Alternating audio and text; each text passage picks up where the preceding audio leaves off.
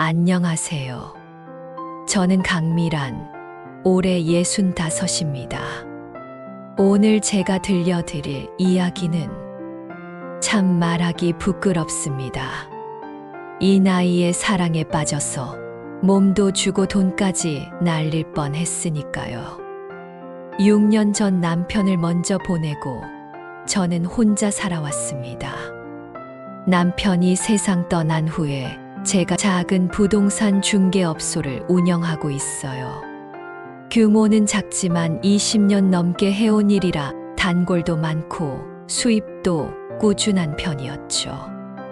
아파트도 2채도 있고 제 힘으로 번 돈이었습니다.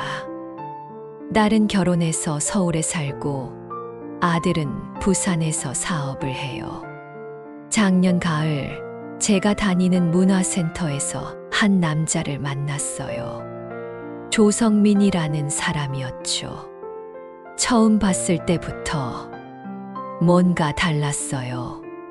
비싼 옷을 입고 고급 시계를 차고 자신감이 넘쳤거든요. 그리고 저한테 관심을 보였어요. 65살에 다시 사랑을 할 줄은 정말 몰랐어요. 그 사람은 저한테 고급 레스토랑에서 식사를 대접하고 해외여행도 같이 가고 침대까지 함께 했습니다. 자기는 해외 부동산 투자로 매달 수천만 원씩 벌고 있다고, 저도 같이 하면 노후가 완전히 보장된다고 했죠. 하지만 그건 전부 거짓이었습니다. 지금부터 제가 성공한 사업가라는 남자한테 어떻게 당했는지 그 이야기를 들려드리겠습니다.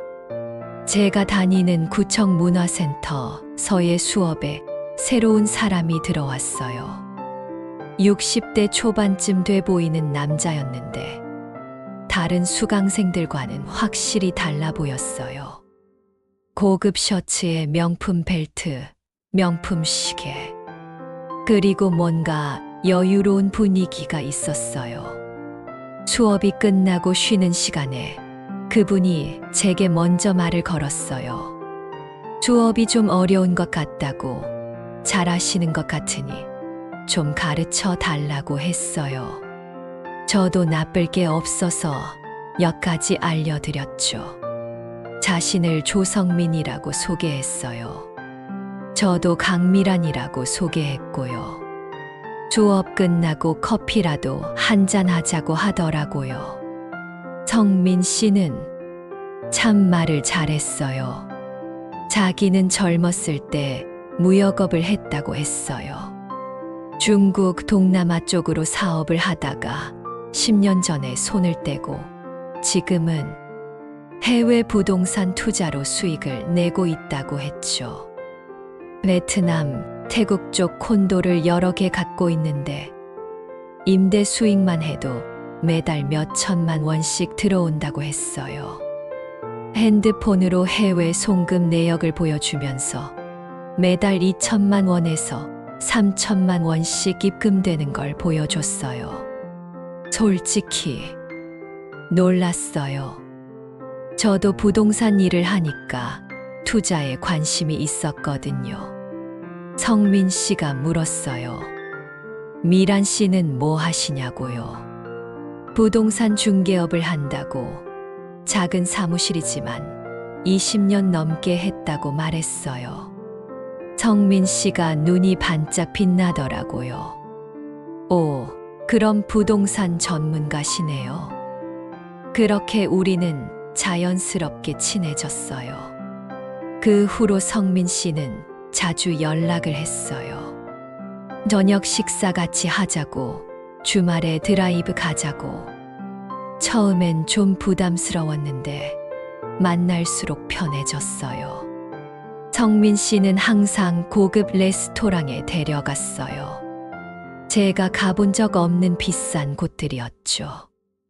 한 번은 강남에 있는 일식집에 갔는데 둘이 먹는데 50만 원이 나왔어요.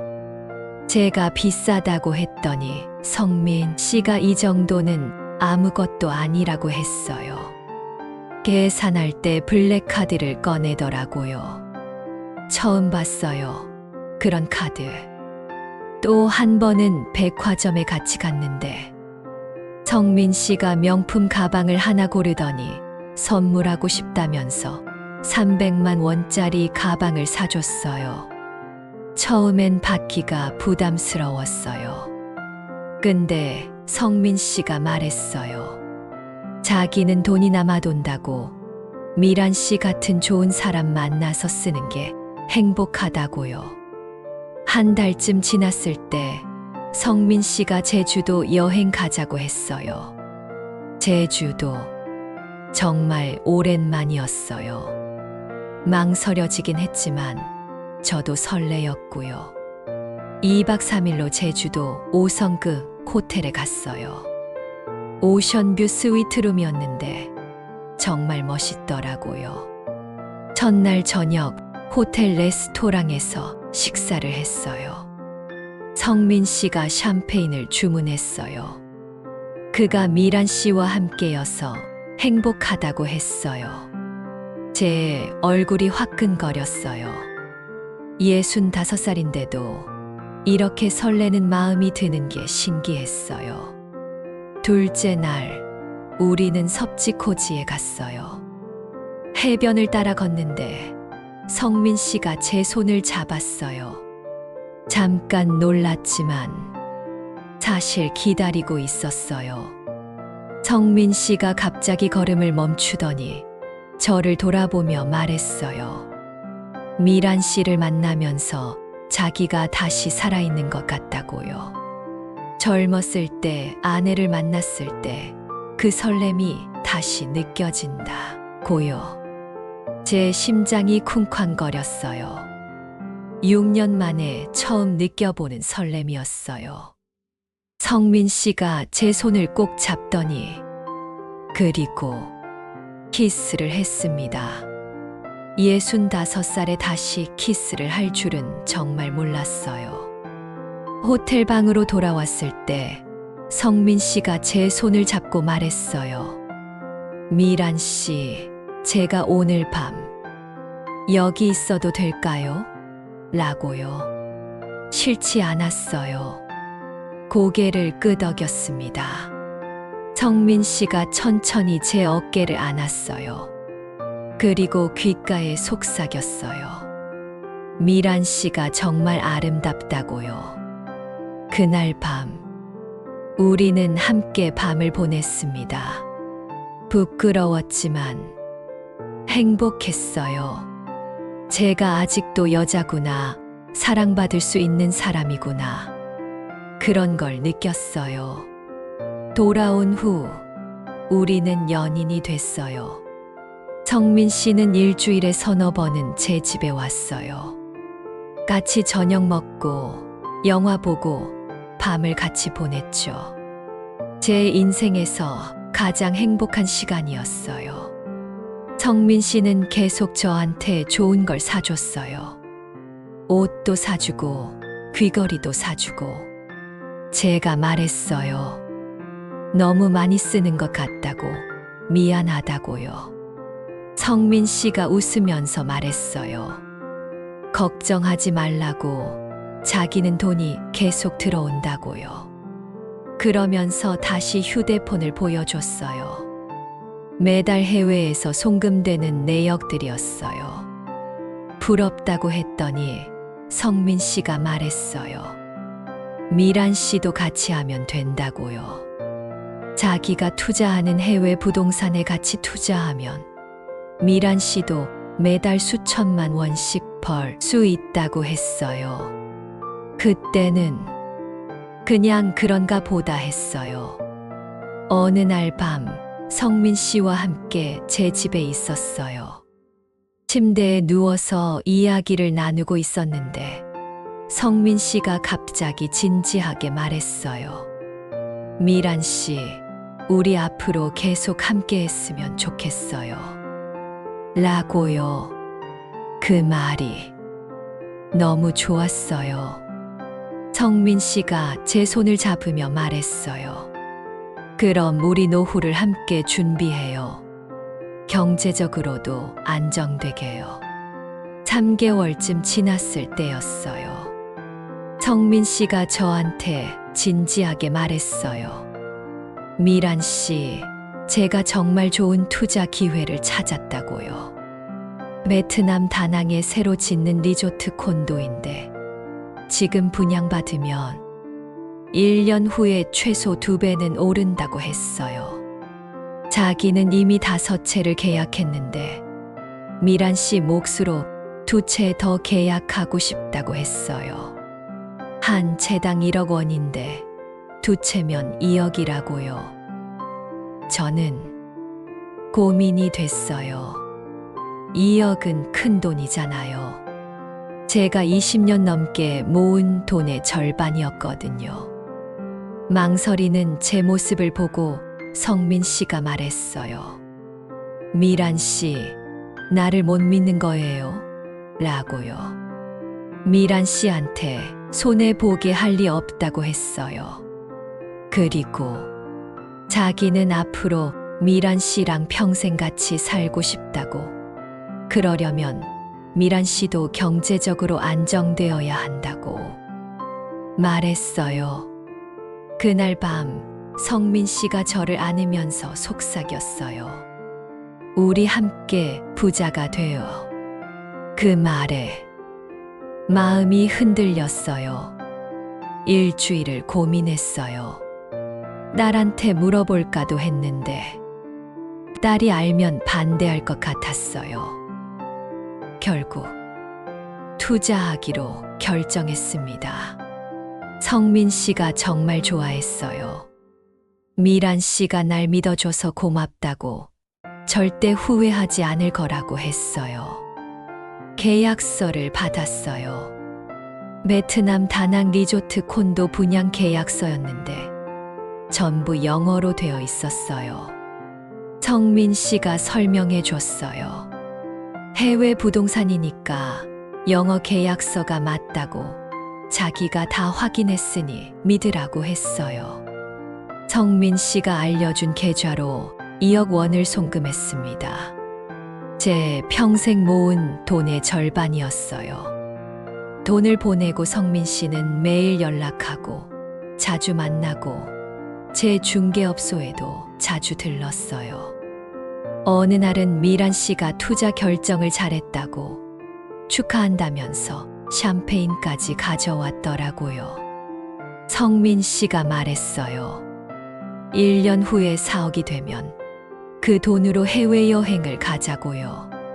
크루즈 여행도 하자고요. 저도 신이 났어요. 성민 씨랑 함께하는 미래를 상상하니까요. 한 달쯤 지났을 때 성민 씨가 좋은 소식을 가져왔어요. 미란 씨가 투자한 콘도 가격이 벌써 30% 올랐다고요. 정말이냐고 물으니 자기 휴대폰으로 부동산 사이트를 보여줬어요. 영어로 된 사이트였는데 정말 가격이 올라 있더라고요. 신기했어요. 한 달 만에 6천만 원을 번 거잖아요. 저도 기분이 좋았어요. 성민 씨를 믿길 잘했다는 생각이 들었죠. 2달쯤 지났을 때 성민 씨가 또 다른 제안을 했어요. 미란 씨, 더 좋은 기회가 생겼다고요. 태국 푸켓에 새로 개발되는 상업용 빌딩인데 지금 투자하면 6개월 만에 3배가 된다고 했어요. 최소 투자금이 1억 5천만 원이라고요. 이미 2억을 투자했는데 또 1억 5천을 투자하면 제 예금이 거의 바닥나는 거였거든요. 성민 씨한테 솔직하게 말했어요. 돈이 좀 부담스럽다고요. 성민 씨가 말했어요. 그럼 미란 씨 부동산 중개업소나 아파트를 담보로 대출 받으면 된다고요. 저는 고개를 저었어요. 그건 안 된다고, 사업장이랑 집을 담보로 잡는 건 너무 위험하다고 했죠. 성민 씨 얼굴이 굳어졌어요. 미란 씨, 나를 그렇게까지 못 믿는 거예요? 라고 물었어요. 자기는 미란 씨한테 평생을 함께 하자고 했는데, 미란 씨는 여전히 자기를 의심한다고, 섭섭하다고 했어요. 그리고 3일 동안 연락이 없었어요. 제가 먼저 전화했어요. 미안하다고, 잘못했다고요.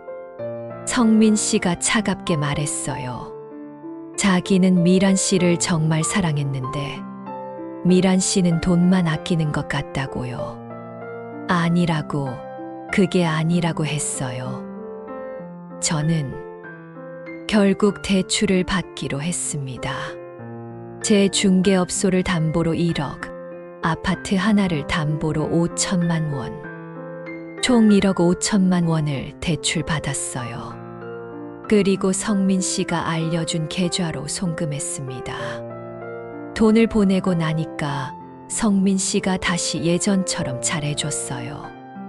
미란 씨가 자기를 믿어줘서 고맙다고 6개월 후에 4억 5천을 돌려줄 테니 걱정하지 말라고 했어요. 그날 밤 성민 씨는 제 집에 와서 저를 안아줬어요. 우리는 다시 친밀한 시간을 보냈어요. 하지만 마음 한구석이 불안하기 시작했어요.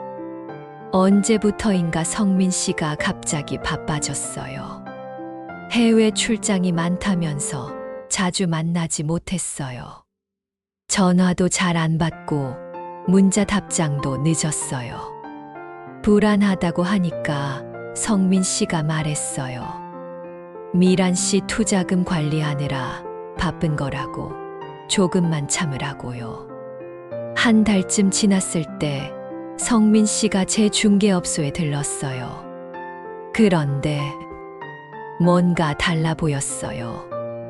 왜 그러냐고 물으니 아무것도 아니라고, 요즘 해외 투자 관리하느라 신경 쓸 겨를이 없다고 했어요. 2달이 지났어요. 성민 씨와는 거의 연락이 안 됐어요. 한 달에 한두 번 만나는 게 고작이었죠. 만나면 항상 피곤해 보였어요. 얼굴도 상해 보이고요. 그리고 예전처럼 친밀하지 않았어요. 제 집에도 잘 안 오고 같이 밤을 보내자고 하지도 않았어요. 투자는 잘 되고 있냐고 물으면 잘 되고 있다고, 조금만 더 기다리면 큰돈 벌 거라고 했어요. 근데 점점 불안해졌어요. 딸 지수가 명절에 집에 왔을 때 제 통장 정리를 도와주다가 알았어요. 엄마, 대출이 왜 이렇게 많아요? 라고 물었어요. 저는 얼버무렸어요. 사업 자금 좀 빌린 거라고요. 지수가 따져 물었어요. 무슨 사업 자금이 이렇게 많냐고, 도대체 무슨 일이냐고요. 결국 털어놨어요.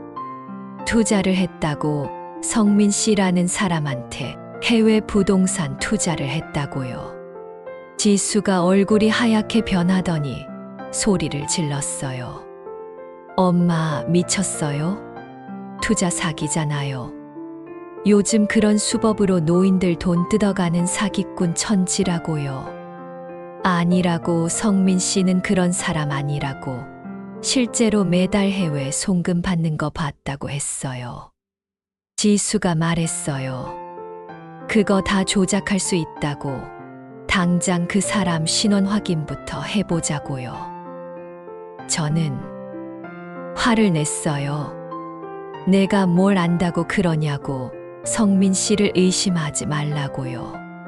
그리고 성민 씨는 나를 사랑한다고, 우리는 연인이라고 소리쳤어요. 지수는 울면서 말했어요. 엄마, 정신 차려요. 제발 확인이라도 해봐요. 라고요. 지수가 간 후에도 머릿속이 복잡했어요. 혹시 정말 사기일까?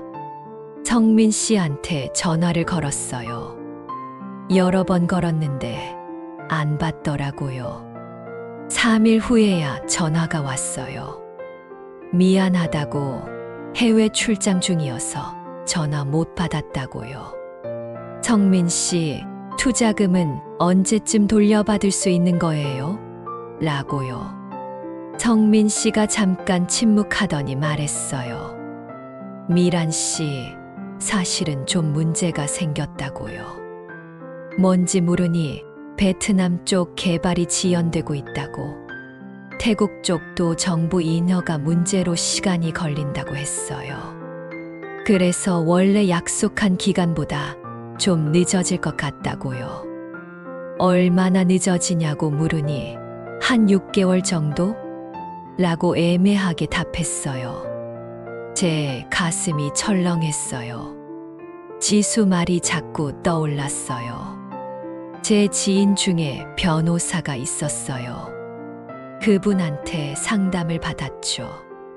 성민 씨가 준 계약서를 보여드렸더니 변호사분이 고개를 저으시더라고요. 이거 정식 계약서가 아니라고, 인감도 없고 공증도 안 되어 있다고요. 그냥 인쇄물일 뿐이라고 했어요. 그리고 제가 송금한 계좌를 조회해 봤더니 개인 계좌였어요. 회사 법인 계좌가 아니라요. 변호사분이 말했어요. 이거 전형적인 투자 사기 수법이라고, 당장 경찰에 신고하라고요. 머리가 하얘졌어요. 해외 송금 내역. 그거 진짜였을까? 명품 시계, 비싼 옷. 전부 빌린 거였을까? 제주도 여행, 고급 레스토랑. 그것도 다 제 돈으로 하려고 미끼를 던진 거였을까? 그리고 저와의 잠자리도, 그 모든 키스도, 포옹도, 사랑한다는 말도 전부 거짓이었을까?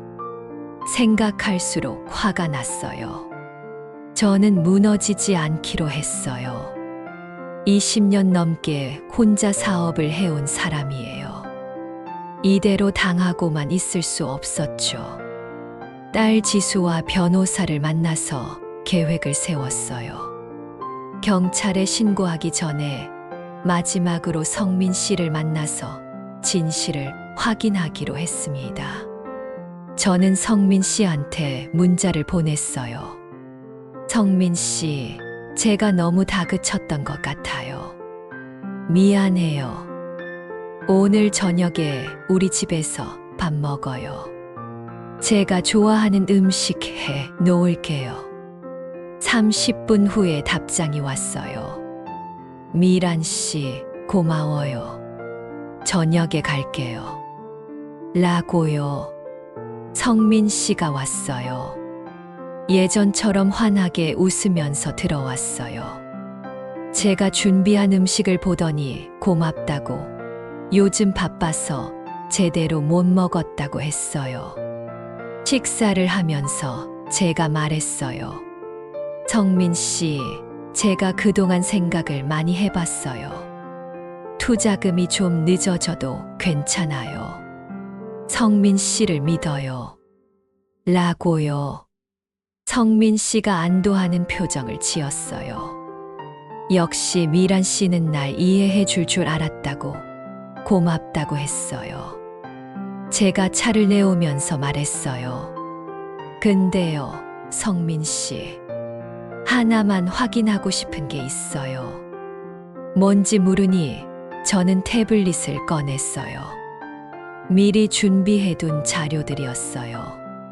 성민 씨가 보여줬던 베트남 부동산 사이트. 가짜였어요.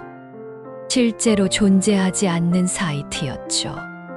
성민 씨 얼굴이 굳어지기 시작했어요. 그리고 제가 송금한 계좌. 조성민 명의가 아니라 전혀 다른 사람 명의였어요. 성민 씨, 이게 뭐예요? 라고 물었어요. 성민 씨가 말을 더듬었어요. 그게 법인 관계상 다른 명의로. 제가 말했어요. 거짓말하지 마세요. 제가 다 알아봤어요.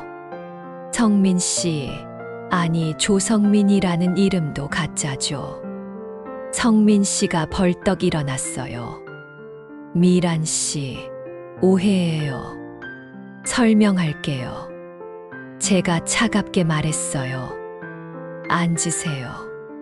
설명은 듣지 않을 거예요. 그리고 옆방 문을 열었어요. 딸 지수와 변호사가 나왔어요. 성민 씨 얼굴이 창백해졌어요. 변호사가 말했어요.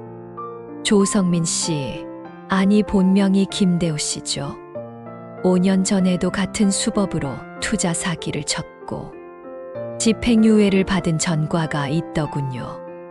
저는 그에게 물었어요. 저한테 한 모든 말들이 거짓이었어요?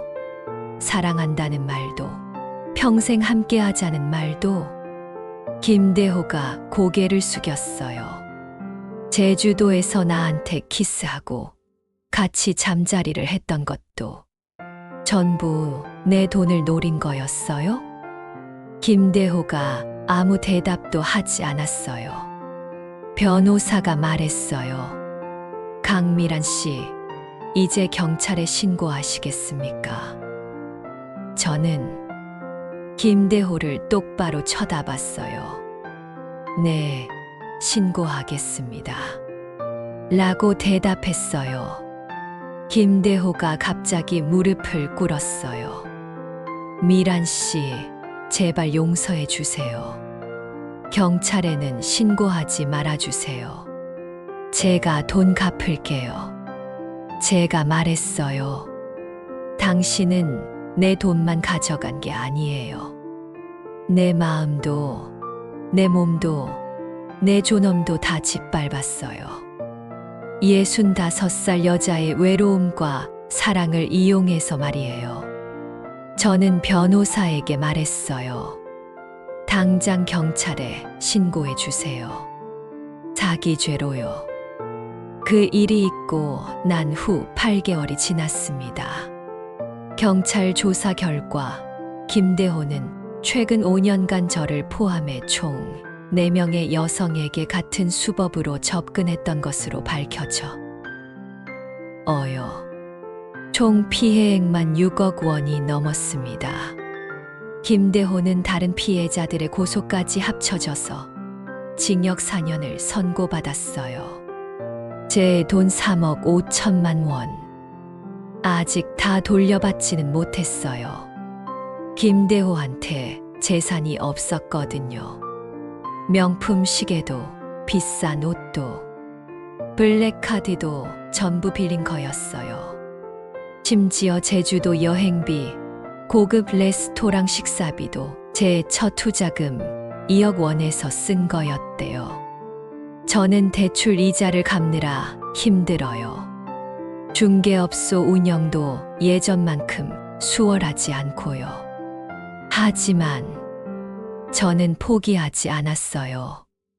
여러분, 특히 저처럼 혼자 계신 분들, 황혼연애 나쁜 게 아니에요. 사랑받을 자격이 없는 나이도 없어요. 하지만 조심하세요. 너무 화려한 사람, 너무 쉽게 돈을 쓰는 사람, 특히 투자를 권유하는 사람, 의심해야 해요. 진짜 사랑은 돈을 요구하지 않아요. 투자를 강요하지 않아요. 외로움 때문에, 사랑받고 싶은 마음 때문에 판단력이 흐려져요. 저도 그랬으니까요. 하지만 저는 배웠어요. 외로움보다 더 무서운 건 외로움을 이용하는 사람들이라는 걸요. 사랑보다 더 소중한 건 제 자신과 제가 평생 읽어온 것들이라는 걸요. 그놈과 함께한 시간들. 그게 전부 거짓이었다는 게 지금도 가슴이 아파요. 제 몸도, 제 돈도, 제 마음도 전부 이용당한 거잖아요. 65살 여자의 외로움과 사랑을 그렇게 짓밟은 거예요. 딸 지수랑 손주들이랑 제 중개업소 단골 손님들이랑 그분들이 제 진짜 가족이에요. 마지막으로 한 가지만 더 말씀드릴게요. 만약 여러분이 저처럼 당하고 계신다면 절대 혼자 끙끙 앓지 마세요. 창피하다고 숨기지 마세요. 저도 처음엔 너무 창피해서 아무한테도 말 못했어요. 65살의 남자한테 속아서 몸도 주고 돈도 날렸다는 게 말이 안 되잖아요. 하지만 숨긴다고 해결되는 게 아니에요. 자식들한테, 친구한테, 변호사한테, 경찰한테 도움을 요청하세요. 당한 건 어쩔 수 없어요. 하지만 계속 당할 필요는 없잖아요? 저는 운 좋게 딸이 도와줬어요. 그래서 더 큰 피해를 막을 수 있었죠. 요즘 저는 다시 열심히 살고 있어요. 대출 이자 갚느라 힘들지만 중개업소는 계속 운영하고 있어요. 20년 넘게 해온 일이니까 포기할 수 없죠. 제 사정을 아시는 분들이 더 자주 찾아와 주시고 소개도 많이 시켜주세요. 저는 다시 일어설 거예요. 여러분, 나이 들어서 사랑하는 건 부끄러운 일이 아니에요. 하지만 사랑한다고 해서 모든 걸 내줄 필요는 없어요. 특히 돈 이야기가 나오면 무조건 한 번 더 생각하세요. 해외 투자, 고수익, 나만 아는 기회. 이런 말 나오면 99.9% 사기예요. 진짜 사랑하는 사람은 당신한테 투자를 권하지 않아요. 당신의 노후를 위험에 빠뜨리지 않아요. 화려한 겉모습에 속지 마세요. 명품 시계, 비싼 옷, 고급 레스토랑 전부 미끼일 수 있어요. 그리고 몸을 허락하는 것도 신중하게 생각하세요. 저처럼 사랑인 줄 알았던 게 사기꾼의 수법일 수 있으니까요. 넘어졌지만 다시 일어섰어요. 그리고 다시는 속지 않을 거예요. 여러분, 오늘 제 이야기 들어주셔서 감사합니다. 부끄럽고 창피한 이야기였지만 저처럼 당하실 분들이 계실까봐 용기 내서 말씀드렸어요.